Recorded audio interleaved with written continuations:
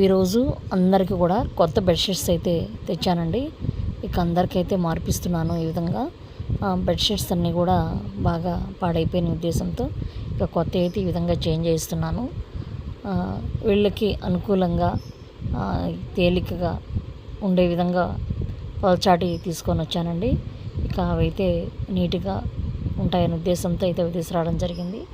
ఇక అందరు బెడ్స్ మీద ఉన్న బెడ్షీట్స్ అన్నీ కూడా చేంజ్ చేయిస్తున్నాను.